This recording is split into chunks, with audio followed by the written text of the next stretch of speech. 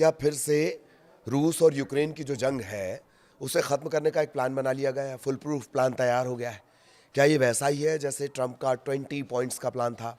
Israel और Russia, Israel माफ़ कीजिएगा, इजराइल और जो गज़ा के बीच में तनाव चल रहा था उसे ख़त्म करने का। ये सवाल इसलिए उठ रहा है क्योंकि एक बार फिर इस तरह की प्लानिंग की बात कही जा रही है, इस तरह के बयान सामने आने लगे हैं। चर्चाएं तो हमने तब भी सुनी थी कि कोई गया फला कार में बैठा, उस कार की खासियत ये है, पर युद्ध तो नहीं रुका, रशिया की तरफ से फिर से हमले शुरू कर दिए गए। ये जिस बात की जानकारी हम दे रहे हैं, ये भी जब डील चल रही थी तब भी हमले हो रहे थे। पर चलिए, कहा गया है, बड़ा बड़ा आदमी कह देता है, बड़ा आदमी बयान दे देता है, वो खबर बन जाती है। तो आज इसी की चर्चा करेंगे। नमस्कार, आपके साथ में ललित प्रजापति। तो क्या रूस यूक्रेन की जंगों को खत्म करने का फुल प्रूफ प्लान तैयार हो गया है? ट्रंप के जो खास 2 दूत हैं, इन 2 दूतों का में से एक का नाम तो आप लगातार जानते हैं, इस पर भी आज बात करेंगे कि इनके जो एक दूत हैं वो क्या है। विटकॉफ की हम बात कर रहे हैं। 2 दूतों को काम पर लगा दिया गया है। राष्ट्रपति डोनाल्ड ट्रंप ने अब यह दावा किया है कि रूस यूक्रेन युद्ध को खत्म करने का उनका प्लान लगभग तैयार है। ये पहली बार नहीं है। शब्द बदल देते हैं, अंदाज बदल देते हैं, तरीका बदल देते हैं, पर बात यही करते हैं। उन्होंने तकरीबन 4 साल से ये युद्ध चल रहा है, वो तो अपने चुनावी एजेंडा में इस बात को शामिल करके आए थे और फिर उम्मीद कर रहे हैं कि खुद सामान खरीदते रहेंगे, भारत तेल खरीदना बंद कर दे रूस से। खैर, वापस खबर पर आते हैं। तो प्लान लगभग तैयार होने का दावा किया जा रहा है। अपने 2 दूत स्टीव विटकॉफ और डैन ड्रिस्कॉल,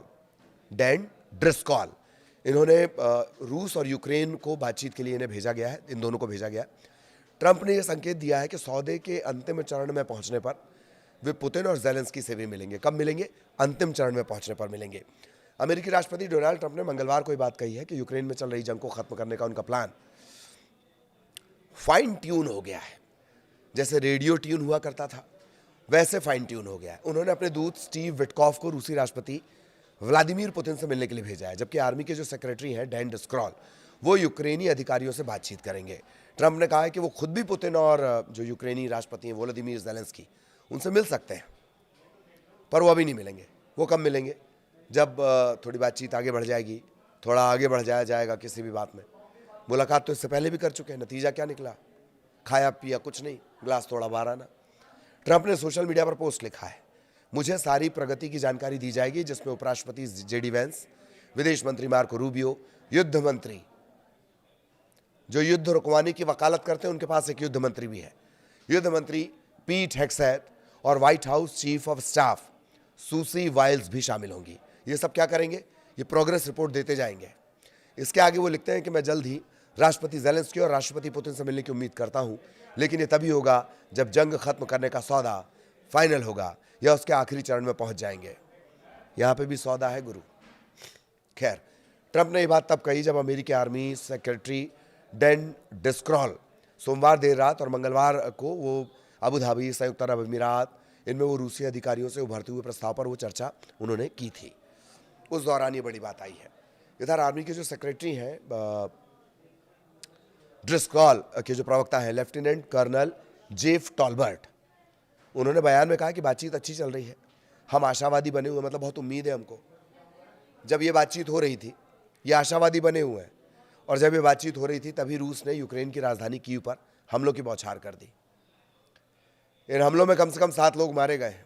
दूसरी तरफ यूक्रेन के दक्षिणी रूस पर हमले में 3 लोग मारे गए हैं, कई घर क्षतिग्रस्त हुए। ट्रंप का जंग खत्म करने का प्लान पिछले हफ्ते सामने आया था। ये प्लान रूस के पक्ष में ज़्यादा था। इसकी वजह से ज़ेलेंस्की ने जल्दी से अमेरिका से संपर्क किया था। ऐसे ही एक बार और कहा था 50 दिन में युद्ध खत्म कर दो। जैसे ही ये बात कही गई 50 दिन में युद्ध खत्म कर दो, रशिया ने ताबड़तोड़ हमले शुरू कर दिए थे। कभी कभी तो ऐसा लगता है कि चाह कर मौका दिया गया कि जाओ भैया। ऐसा जानकार कहते हैं, ऐसा हम नहीं कह रहे। खैर,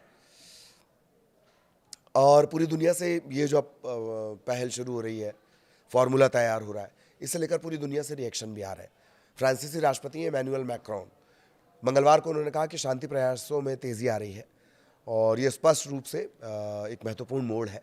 उन्होंने ये भी कहा कि रविवार को जेनेवा में अमेरिकी और यूक्रेनी अधिकारियों की जो बैठक हुई, उसके बाद उन्होंने बड़ा बयान दिया है कि अच्छी बात है, तेज़ी आ रही है, काम आगे बढ़ रहा है।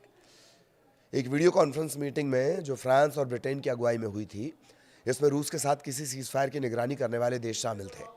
मैक्रोन ने कहा है कि बातचीत को नई गति मिल रही है, हमें इस गति का फ़ायदा उठाना चाहिए। जो ब्रिटिश प्रधानमंत्री हैं कीर स्टारमर, उन्होंने कहा कि उन्हें लगता है कि हम सकारात्मक दिशा में बढ़ रहे हैं। तो ये तो रिएक्शन आ गए, और भी रिएक्शन आए थे, हमने इन्हीं को कोट किया है। ये अचानक से जो ऐतिहासिक समझौता प्लान है, पॉइंट्स हैं, ये कहाँ से आ गए? अमेरिका के जो विशेष दूत हैं स्टीव विटकॉफ, ये बहुत चर्चा में रहते हैं दरअसल, और अंतर्राष्ट्रीय सुर्खियां भी बटोरते हैं, जिसकी वजह है मॉस्को में क्रेमलिन अधिकारी यूरी उशाकोव के साथ उनकी फ़ोन कॉल पर बातचीत हुई है, उसका खुलासा हो गया है। इसमें विटकॉफ ने रूस के राष्ट्रपति व्लादिमीर पुतिन को मनाया है। विटकॉफ सुझाव दे रहे हैं कि वे डोनाल्ड ट्रंप के साथ होने वाली बातचीत में किस तरह से शांति प्रस्ताव की बात को आगे बढ़ाया जा सकता है, इस पर चर्चा करें। ब्लूमबर्ग की तरफ से पब्लिश रिपोर्ट में बताया गया कि विटकॉफ ने कहा है कि उन्हें लगता है कि रूस हमेशा से शांति चाहता रहा है। उन्होंने पुतिन के लिए गहरे सम्मान की भावना भी जताई है। इसी बातचीत को कई विशेषज्ञ 28 सूत्रीय शांति प्रस्ताव की शुरुआत की रूपरेखा मान रहे हैं, जिसका ट्रंप ने समर्थन किया है। विटकॉफ की ये बातचीत लीक हुई है, उसके बाद मीडिया में खबर छपी है, और मीडिया में जो खबर छपी उसके बाद ये तमाम बातें निकलकर सामने आ रही हैं। विटकॉफ पुतिन को सलाह दे रहे हैं कि ट्रंप के साथ फोन कॉल में वे उन्हें पीस मेकिंग लीडर की तरह सराहें। गजब भूख है यार खुद की तारीफ करवाने की, ये भी जानकार कहते हैं। खैर, पीस मेकिंग लीडर की तरह उन्हें सराहा जाए, ये भी कहें कि गजा में हुआ संघर्ष विराम दुनिया के लिए एक उम्मीद है, ये भी कहें। इसके अलावा सुझाव था कि यूक्रेन के लिए गाजा जैसा एक 20 सूत्रीय प्लान तैयार किया जाए और ट्रंप के सामने रखा जाए। उनकी सलाह पर ही 16 अक्टूबर को ट्रंप और पुतिन के बीच बात हुई। ट्रंप ने इसे काफ़ी प्रोडक्टिव कहा था। बाद में इसी मसौदे में यूक्रेन की इच्छाओं को भी शामिल करके 28 बिंदु तैयार किए गए हैं। अब ज़ेलेंस्की के साथ बैठने के बाद एक बार फिर मसौदे में परिवर्तन किया जाएगा। कोशिश ये की जाएगी कि 19 पॉइंट्स में इसे सिमटा लिया जाए, 28 पॉइंट 19 पे सिमट कर आ जाए। जल्दी विटकॉफ इस नए समझौते को लेकर मॉस्को भी जाने वाले हैं। इसके बाद क्रेमलिन में वो अपनी बात, क्रेमलिन की बात सुनेंगे और दोनों अपनी बात फाइनल करेंगे। अब जरा स्टीव विटकॉफ है कौन ये जान लीजिए। वैसे वो कोई राजनीतिक पृष्ठभूमि नहीं रखते हैं, कारोबार की दुनिया का वो बड़ा नाम है, एक रियल एस्टेट टाइकून है, जिनका अमेरिका में हाई प्रोफाइल जो प्रोजेक्ट्स चलते हैं उनके विकसित करने का एक लंबा इतिहास है। रियल एस्टेट सेक्टर में कठिन से कठिन डील नेगोशिएट करने की जो कला है, कई देशों में काम करने की वजह से उन्हें डील मेकर कहा जाता है। अपने यहाँ कुछ और कहा जाता है, वो अपन नहीं कह सकते। डील मेकर उन्हें कहा जाता है। ट्रंप के साथ विटकॉफ की जो दोस्ती है वो बहुत पुरानी है। इसका फायदा उन्हें अंतर्राष्ट्रीय कूटनीति के केंद्र में आने का मौका देता है, सेंटर ऑफ इंटरनेशनल पॉलिटिक्स। भले ही कूटनीति के जानकार वो नहीं है, लेकिन ट्रंप का जो भरोसा है, उनका नेटवर्क जो है और उनकी बातचीत का जो तरीका, प्रभावी शैली है, वो उन्हें प्रभावशाली मध्यस्थ बनाती है, मीडिएटर बनाती है। विटकॉफ को रूस के मामलों में परफेक्ट माना जाता है। ट्रंप खुलकर कह चुके हैं कि वे विटकॉफ को बातचीत आगे बढ़ाने के लिए पूरी आज़ादी देंगे। विटकॉफ की जो उशाकोव से बातचीत है उससे साफ है कि वे सिर्फ ट्रंप का पक्ष रखने के लिए नहीं बल्कि रणनीति सुझाने की भूमिका भी निभा रहे हैं। विटकॉफ ने कई बार कहा है कि शांति तभी संभव है जब दोनों पक्षों की चिंताओं को सम्मानपूर्वक समझा जाए। हालांकि ऐसा नहीं कि उन पर कोई आरोप नहीं लगते हैं, तो बिजनेसमैन ही, उन पर कई बार रूस का पक्ष लेने का आरोप भी लगा है। लेकिन अगर ये शांति योजना सफल होती है तो इतिहास शायद उन्हें एक ऐसे बिजनेस लीडर के रूप में याद रखेगा जिसने अपने समय का सबसे बड़ा युद्ध रुकवा दिया, 4 साल पुराना। लेकिन क्या ये इतना आसान है रूस को ये कहना कि जो इलाके तुमने कब्जाए हैं उन्हें छोड़ दो, या ज़ेलेंस्की को इस बात के लिए मनाना कि जिन इलाकों पर कब्जा हो चुका है उन्हें वो भूल जाए और वापस से अपने डेवलपमेंट की प्रोसेस को शुरू करे, नेटो की जिद छोड़ दे?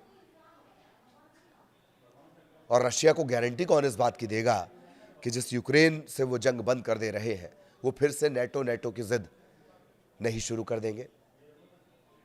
ये तमाम सवाल यक्ष प्रश्न की तरह 4 साल से खड़े हुए, तकरीबन 4 साल से खड़े हुए हैं।